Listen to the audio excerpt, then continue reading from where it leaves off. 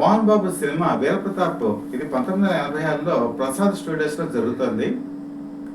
నృత్య దర్శకుడేమో సలీం, అనురాధ డాన్సరు. సన్నివేశం ఏంటంటే అనురాధ రెండు చేతులతో మోహన్ బాబుని లిఫ్ట్ చేసి ఒక బెడ్ మీదకి పంపించినప్పుడు అతను రోల్ ఆన్ అవుతూ ఉండేటువంటి సన్నివేశం. ఇది ఆ రోజు చేయాలి. అనురాధ హైట్ ఏమో 5.7, మోహన్ బాబు హైట్ మీకు అందరికీ తెలుసు 6 feet, వెయిట్ కూడా బాగా ఉంటాడు. ఆయన ఎత్తాలంటే అనురాధ వల్ల అవుతుందా? ఇది బి విఠలాచారికి డౌట్. వద్దు, ఈ సీన్ పక్కన పెట్టేద్దా ఉన్నారు. లేదు లేదు, ఇది ఉండాల్సిందే అని చెప్పి అన్నారు నృత్య దర్శకుడు. సరే, తడోపింది ఎవరు? అనురాధని అడిగారు, అమ్మ నువ్వు చేయగలవా? నేను చేయగలను అని చెప్పి ఆడు భరోసా ఇచ్చారు. కానీ ఏంటి నమ్మకం? మోహన్ బాబు భయం ఏంటంటే ఒకవేళ ఎత్తుకున్న తర్వాత పడేస్తే ఏం నడవ విరిగితే, ఇది ఆయన భయం. సరే, సలీం ఏం చేశారంటే ముందు నన్ను ఎత్తి ఒకసారి ట్రై చేద్దాం అన్నారు. సరే అన్నారు. సలీంని ఎత్తేసి ఆడ బెడ్ మీదకి పంపించినప్పుడు రోల్ ఆన్ అవుతూ వెళ్ళిపోయారు. బాగా వచ్చింది షాట్. మరి మోహన్ బాబుతో చేస్తావా అని అడిగారు సలీం. ఎందుకు చేయను, నేను చేయగలను, బెట్టా అని అడిగారు. ఏం కావాలి నీకు అని అడిగారు సలీం. నాకు మరి చాక్లెట్ కావాలి అన్నారు. ఏ చాక్లెట్ కావాలని నీకు ఇస్తానని చెప్పి ఆయన ఒప్పుకున్నారు. సరే, ఆ మోహన్ బాబుని యాక్చువల్గా లెగ్ సపోర్ట్ తీసుకొని ఆవిడ అలవోకగా ఎత్తి బెడ్ మీదకి పంపించారు. అక్కడి నుంచి రోల్ ఆన్ అయ్యారు. వెంటనే సింగిల్ షాట్కి ఓకే అయిపోయింది.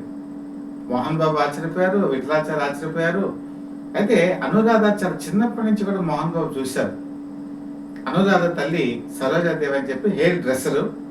ఆవిడ సినిమాలకి హీరోయిన్స్ కి వాళ్ళకి హెయిర్ డ్రెస్సింగ్ చేసేటప్పుడు విలన్ వేషాలు వేసేవాళ్ళు మోహన్ బాబు.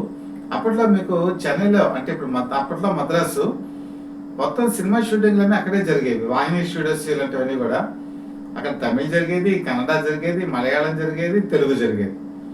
ఈ అమ్మాయి ఏమో చిన్నపిల్ల తప్పిపోతుందేమో అని చెప్పి హెచ్చరిస్తూ ఉండేవాడు మోహన్ బాబు. అప్పటి నుంచి తెలుసు అనమాట.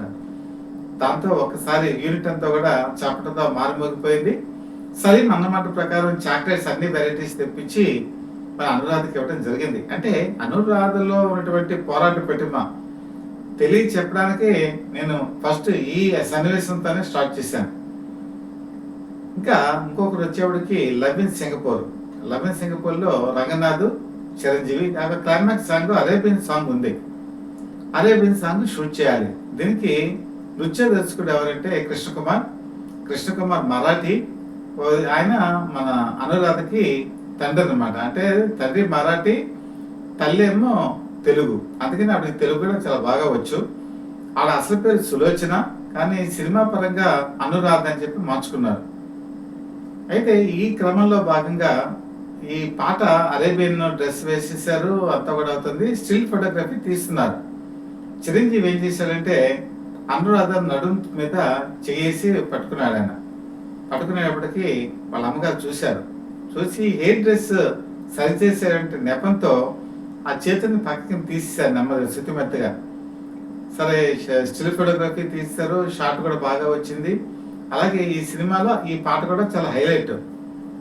చిరంజీవి వెళ్ళి కూర్చున్నారు. అనురాధ వచ్చింది. అప్పుడు చిరంజీవి చెప్పారనమాట, అమ్మగారు హెయిర్ డ్రెస్సింగ్ అనే నెపంతో నా చేయిని తీసేశారు, నేను గమనించాను, నేనేమి అంత గమనించకుండా ఉండదు కదా అని చెప్పేటప్పటికి అనురాధ కూడా ఒకసారి స్టన్ అయిపోయారంటే చిరంజీవి పరిశీలన శక్తి ఆ విధంగా ఉండేది. ఆ తర్వాత నాకు అని చెప్పేసి ఒక సినిమాలో చాలా ముఖ్యమైనటువంటి రోల్ అనురాధ పోషించినప్పుడు కూడా అక్కడ కూడా ఒక నడుము మీద చేయి వేసే సన్నివేశం ఉంటే వాళ్ళ మదర్ అక్కడే ఉన్నారు. ఎవరు? అది అనురాధ వాళ్ళ మదర్. దాంతో చిరంజీవి పాత విషయాన్ని గుర్తు చేయడంతో ఆవిడ కూడా కొంత సిగ్గుపడ్డారు అనుకోండి. అంటే సినిమాల్లో ఒక రేంజ్ ఎవరికైనా వచ్చేంత వరకు ఎలా ఉంటుందంటే కొంచెం తడపాయింపు ఇలా ఉంటాయి. కొంత సినిమా అనుభవం వచ్చిన తర్వాత వాళ్ళు సర్దుకుపోతారు. అందుకనే సినిమా ఇండస్ట్రీలో పెద్దలు ఏం చెప్తారంటే, ముఖ్యంగా అప్పట్లో రఘు అని యాక్చువల్గా ఆయన చెప్పింది ఏంటంటే, ఈ సరోజాదేవి అంటే అనురాధ వాళ్ళ మదర్కి ఆడవాళ్ళ సినిమాలకి రాకూడదు. ఇక వచ్చిన తర్వాత మనం డైనమిక్గా దూసుకుపోవాలి. అది వేస్తుంది హీరోయిన్ క్యారెక్టరా లేకపోతే వ్యాంప్ క్యారెక్టర్ అని చూడకూడదు అని చెప్పి చెప్పడంతో అప్పటి నుంచి కూడా వ్యాంప్ క్యారెక్టర్స్ అనేది అనురాధ ఒక ప్రొఫెషన్గా తీసుకోవడం జరిగింది. అయితే అసలు అనురాధ గురించి మనం ఎందుకు చెప్పుకుంటున్నాం?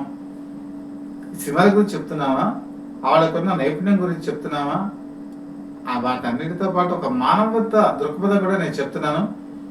ఆసంతా ఈ వీడియో స్కిప్ చేయకుండా చూడండి. మీకు మంచి విషయాలు చెప్పే ప్రయత్నమే ఈ ఎపిసోడ్స్లో నేను రూపొందించుకుంటున్నాను. సినిమా ఇండస్ట్రీలో రంగనాథ్ ఈయన ఒక విశిష్టమైన వ్యక్తిత్వం. ఎందుకు నేను రంగనాథ్ లైక్ చేస్తానంటే, రంగనాథ్ ఒక హీరోగా ఉండి ఒకప్పుడు తన కోసం త్యాగం చేసినట్టు భార్య, ఆవిడ సంగీతం బాగా చెప్తారు. ఆ వేషాల గురించి ట్రై చేసినప్పుడు సంగీతం పాఠాలు చెప్పి రంగనాథ్ని పోషించారు ఆవిడ. అలాంటి ఆవిడ ఒకనొక టైంలో మెట్ల మించి పడిపోయారు, అంటే పైనుంచి కిందకి పడిపోయారు. పడిపోయిన తర్వాత ఆవిడ వెన్నుముకకి బాగా దెబ్బ తగిలింది, బెడ్ రీడన్ అయిపోయారు. ఆవిడ జీవితాంతం ఆవిడ మరణించేంత వరకు బెడ్ మీదే ఉన్నారు. ఒక విధంగా ఆవిడకి అన్ని సేవలు కూడా రంగనాథే చేశారు. ఆ సేవలు చేయడానికి సినిమాలు చాలా వదులుకున్నారు, అలాగే కొన్ని నచ్చిన వాటిని చేశారు. ఆవిడతో ఎక్కువ కాలం గడిపారు. ఒక భర్త అంటే ఇలా ఉంటారా అని బయట ప్రపంచంలో చాలా మంది ఉంటారు, ఉంటారని నేను చెప్పను. సినిమా ఇండస్ట్రీలో రంగనాథ్ ఒక మహోన్నత వ్యక్తి నా దృష్టిలో అయితే. అలాంటి మహోన్నత వ్యక్తి అనురాధ కూడా. ఈరోజు మన సినిమాలో గ్యాబరే డాన్సులు చూస్తాం, నృత్య భంగిమలు చూస్తాం, అబ్బా చాలా బాగా చేశారు అనుకుంటాం. కానీ మనిషిలో ఒక మానవత్వం అనేది చూడటమే మన గొప్ప విధానం. అనురాధలో నాకు తెలిసి ఒక గొప్ప అమ్మ ఉంది, ఒక ఔన్నత్యం ఉంది. ఎందుకంటే 87 ఆ ప్రాంతాల్లో సతీష్ కుమార్ అని చెప్పేసి ఈయన కూడా కొరియోగ్రాఫరు. ఈ కొరియోగ్రాఫర్తో మాట్లాడటం, ఆ మాటలు పరిచయం, స్నేహంగా మారటం, స్నేహం కాస్త ప్రేమగా మారటం జరిగింది. అయితే ఇది తల్లిదండ్రులకు ఇష్టం లేదు, వాళ్ళు వద్దు అని చెప్పి అన్నారు. ముఖ్యంగా అనురాధకు ఉన్న లక్ష్యం ఏంటంటే, ఎవరైతే వద్దు అంటారో ఆ పనే చేస్తారు. ఆవిడ డైనమిజం కూడా అలాగే ఉంటుంది. వాళ్ళిద్దరూ పెళ్లి చేసుకున్నారు. పెళ్లి చేసుకుని చక్కగా జీవితం గడుపుతున్నారు. ఖాళీ చరణ్ అనే ఒక అబ్బాయి, అలాగే అభినయశ్రీ మీకు అందరికీ తెలుసు, ఆవిడ కూడా నటే.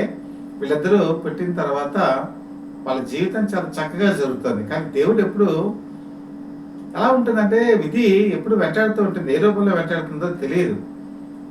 1996 నవంబర్ 7న మోటార్ బైక్ వెళ్తున్నటువంటి సతీష్ రోడ్ యాక్సిడెంట్కి గురయ్యాడు. ఆయన ఫస్ట్ రోడ్ యాక్సిడెంట్ అయినప్పటికీ, మోటార్ బైక్ అయినప్పటికీ హెడ్ మీదే పడుతుంది, బ్రెయిన్ మీదే యాక్సిడెంట్ దెబ్బ తగిలింది.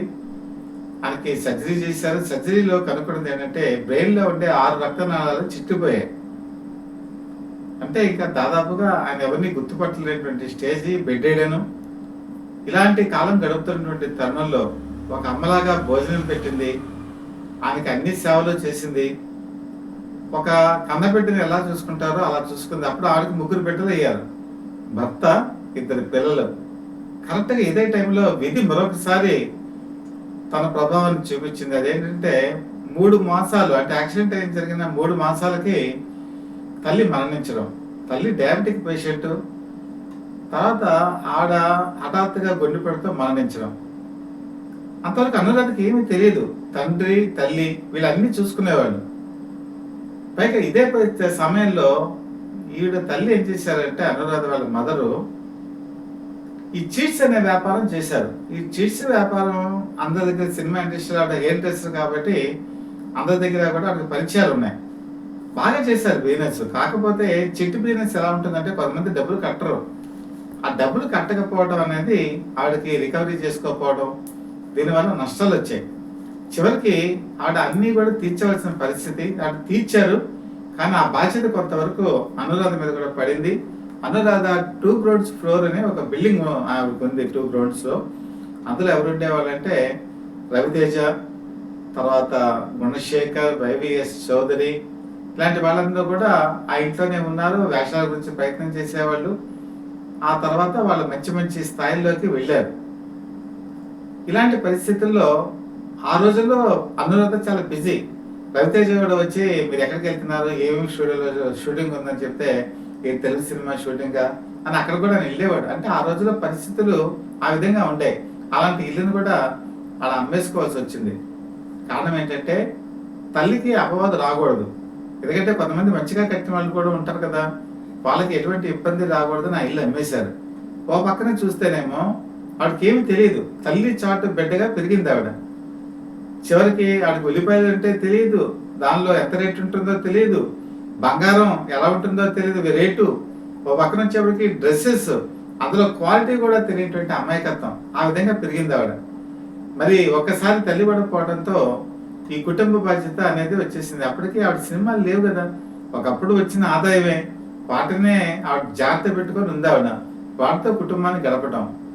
ఇది ఒక విధంగా చూసుకోవాలంటే సినిమా ఇండస్ట్రీలో నాకు తెలిసి అంత మనస్థైర్యంతో, ఒక ఆత్మవిశ్వాసంతో వెళ్ళేటువంటి అనురాధ నేను ఎప్పటికీ కూడా గౌరవిస్తాను. ఎందుకంటే ఆవిడకున్న గొప్పతనం, భర్తని చూసిన విధానం, భర్తని ప్రేమతో ఆదరించిన విధానం బహుశా ఈనాటి మహిళలకి ఒక స్ఫూర్తిదాయకం. 11 సంవత్సరాల పాటు ఆయన నడిపించింది. ఒక టైంలో బెడ్ రిడన్ అయిపోయినటువంటి ఆయన నడవగలిగారు. నడిపించే స్థాయికి ఆవిడ తీసుకొచ్చారు. ఎంతో మంది డాక్టర్లకి చూపించారు.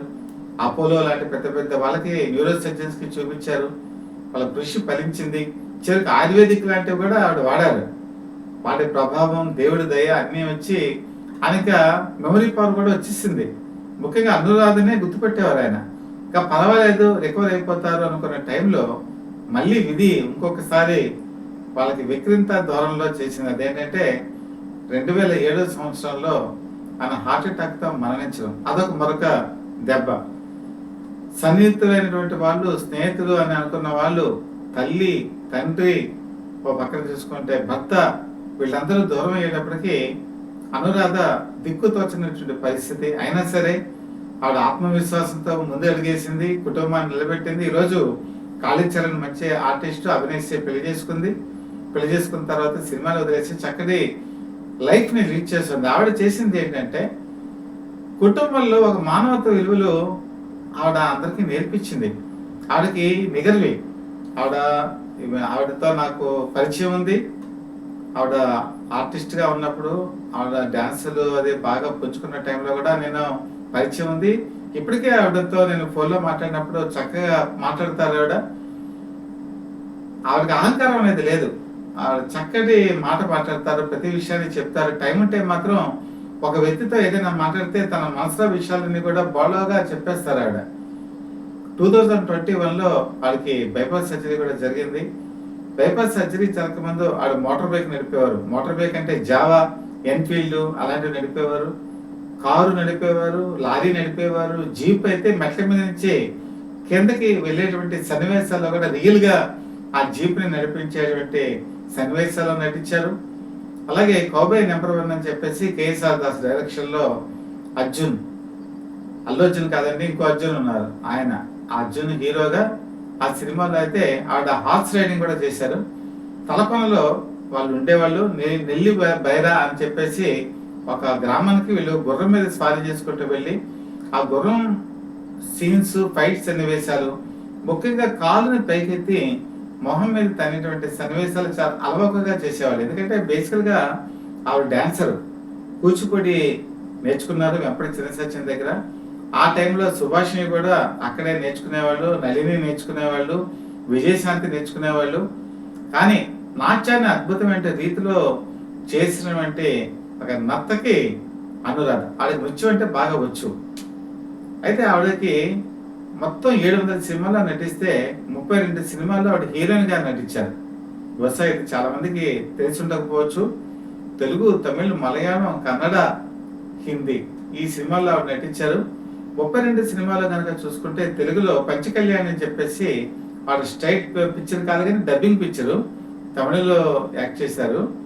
తెలుగులో వచ్చేటప్పటికి చంద్రమోహన్తో కలిసి నటించారు. అసలు చంద్రమోహన్తో ఎవరైనా నటిస్తే వాళ్ళు బ్రహ్మాండమైన స్థాయికి వెళ్తారన్న సెంటిమెంట్ ఉంది. పంచకళ్యాణి అయితే ఆడలేదు. ఆడకపోయినా కూడా ఆ సినిమా తర్వాత ఆడికి మంచి అవకాశాలు వచ్చాయి. కానీ హీరోయిన్ గా మాత్రం కాదు, వ్యాంప్ క్యారెక్టర్ గా. హీరోయిన్ గా ఆవిడకి మంచి నటున్నా కూడా ఆ రోజు ఉన్నటువంటి పరిస్థితుల్లో సినిమా ఇండస్ట్రీలో నెగ్గుకు రావాలి. తల్లికి చేదుడు వాదడుగా ఉండాలనే ఉద్దేశంతో ఆవిడ సినీ రంగ ప్రవేశంలో వ్యాంప్ అనే దానికి ఆవిడ షిఫ్ట్ అవ్వడం జరిగింది. ముఖ్యంగా 1985 దశకంలో వచ్చేప్పటికి ఆ రోజు పోటీ చాలా విపరీతంగా ఉంది. సిల్క్ స్మిత, జయమాలిని, జ్యోతిలక్ష్మి, డిస్కో శాంతి ఇలాంటి వాళ్ళందరూ కూడా ఉంటారు. ముఖ్యంగా మనకి వీళ్ళు చూసుకుంటే జ్యోతిలక్ష్మి కానీ, జయమాలి కానీ చాలా అందంగా ఉంటారు. వాళ్ళు అంటే మంచి వైట్ బాగుంటారు. కానీ అనురాధ వచ్చేప్పటికి ఆవిడ బ్లాక్, డార్క్ అనమాట. అలాగే సిల్క్ స్మిత్ కూడా డార్క్. వీళ్ళకి ఏంటంటే మేకప్ అనే దాని మీదే చాలా బ్రైట్‌గా ఉండేట్టుగా చేసేవాళ్ళు. ఇక్కడ ముఖ్యమైన ఇంకొక ప్రాబ్లమ్ ఏంటంటే సిల్క్ స్మిత్‌కి డాన్స్ రాదు. ఇది బహుశా చాలా మందికి తెలియకపోవచ్చు. ఆవిడేమి కూచిపూడి అలాంటివి ఏమి నేర్చుకోలే. ఆవిడేంటంటే ఆవిడ దగ్గర సరోజ అని ఒక అసిస్టెంట్ ఉండేవారు. ఆవిడ మేనేజ్ చేసేది. అందుకని నృత్య దర్శకులు ఏవైనా చెప్తే ఆవిడ చేసేది కాదు. తనదైన స్టైల్‌లోనే చేసేది. దాంతో వాళ్ళు ఇంకో నటి గురించి వెతుకుతున్నారు. ఎవరు దొరుకుతారా అనుకునే టైంలో అనురాధ వాళ్ళకి దొరికింది. శివశంకర్ లాంటి మాస్టర్లందరూ కూడా అనురాధకి ప్రిఫరెన్స్ ఇవ్వడం మొదలుపెట్టారు. ఒక ఉత్తుంగ తరంగంలా ఆవిడ వచ్చేసింది. మీకు ఒక ఉదాహరణ చెప్పాలంటే 1986 సంవత్సరం ఒక పీక్ పీరియడ్. అదేంటంటే ఆవిడ 87 సినిమాల్లో నటించారు 86 సంవత్సరంలో. అందులో నేను చెప్పినట్టు అన్ని లాంగ్వేజెస్ ఉన్నాయి. అలాగే తమిళ్లో 36 సినిమాల్లో నటించారు. 86 సంవత్సరంలోనే రామనారాయణ అని చెప్పేసి ఒక తమిళ్ డైరెక్టర్ ఉండేవాళ్ళు. ఆ తమిళ్ డైరెక్టర్ 18 సినిమాలు తీశారండి ఒక సంవత్సరంలో. అది హైయెస్ట్ రికార్డు. ఆ 18 సినిమాల్లో 16 సినిమాల్లో అనురాధ నటించడం జరిగింది. అనురాధ ఆర్టిస్ట్ గా ఒక గొప్ప సినిమాని మీకు నేను చెప్తాను. మీరు కనుక చూసుకుంటే ఒరే రిక్షా సినిమా చూశారు కదా. ఒరే రిక్షాలో police officer character, villainism, cruelty, ఆవిడ చూపించేటువంటి ఎక్స్ప్రెషన్స్ ఒక నటిగా మనం చెప్పుకోవచ్చు. ఆవిడ నటనా ప్రతిభ ఉంది అని చెప్పేసి. అలాగే మగ మహారాజు అనేటువంటి సినిమా వచ్చింది.